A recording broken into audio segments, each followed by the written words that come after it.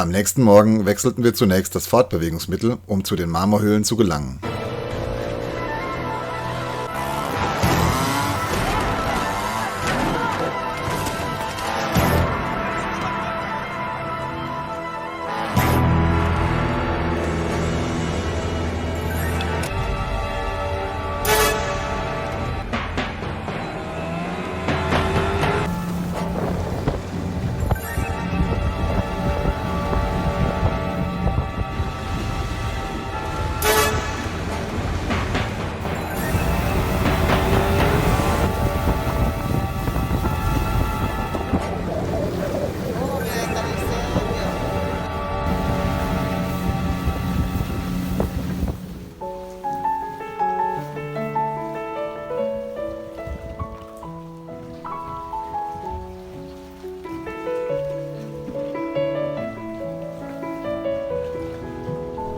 Über viele Jahrtausende hinweg hat das Wasser des Sees diese schönen Höhlen und Formationen aus dem Marmorgestein gewaschen. Der See General Carrera oder Lago Buenos Aires, wie er in Argentinien genannt wird, ist der zweitgrößte See Südamerikas.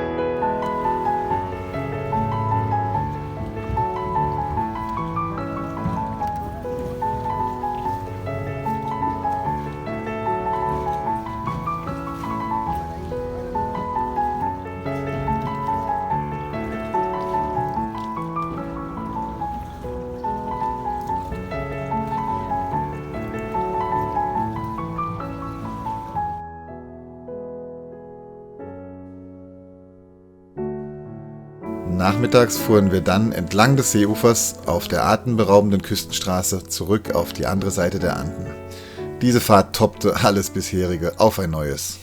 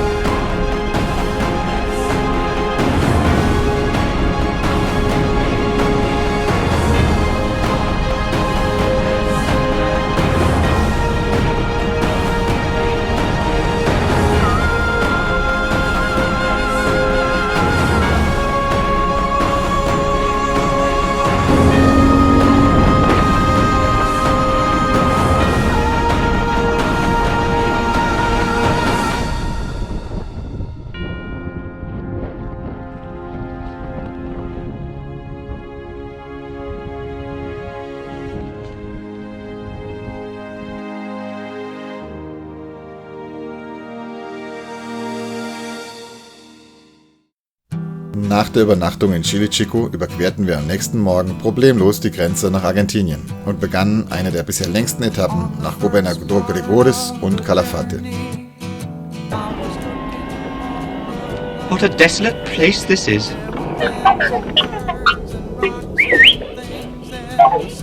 Where do you think you're going? Well, I'm not going that way. It's much too rocky. This way is much easier. Die Landschaft änderte sich dramatisch in endloses, ausgetrocknetes Ödland. Unsere größte Sorge auf der Fahrt war nun, ob die einzige Tankstelle, die es auf der Strecke gibt, auch wirklich in Betrieb ist.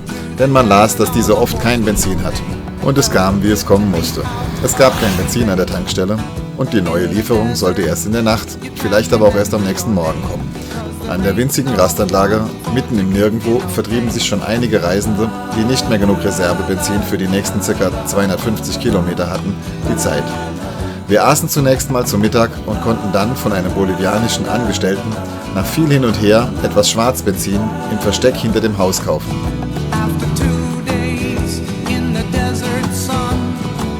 Tags drauf ging es auf das berüchtigste Stück der Ruta 40, von dem uns schon viele zuvor abrieten. Alle, die dort fuhren, seien gestürzt, hieß es. Aber die alternative Umfahrung mit fast 400 Kilometer Umweg war keine Option. Also trauten wir uns. Der Belag bestand aus losem Flusskies und hatte an den schlimmsten Stellen 20 bis 30 Zentimeter tiefe Spurrillen. Sobald man aus der schmalen Fahrspur kam, war man Passagier. Der starke und böige Seitenwind machte das Spurhalten noch schwieriger. Und es trat auch hier das Vorhersehbare ein. Fernando stürzte. Die Gabel und der Lenker seiner Maschine verbogen. Er hatte glücklicherweise nur ein paar Prellungen und einen leichten Schock. Als dieser verdaut war und die Strecke besser wurde, ging es weiter bis El Calafate.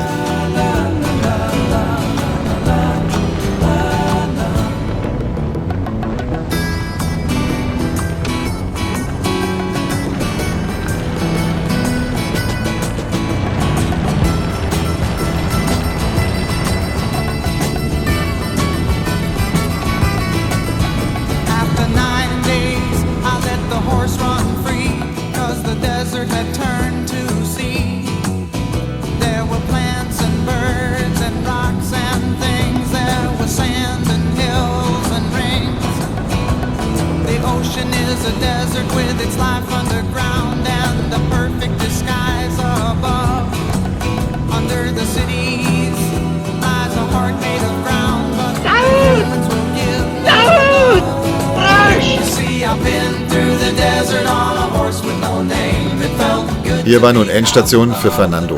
Und so feierten wir die gemeinsame Tour mit einem Asado de Cordero. Cause there ain't no one for to give you no pain.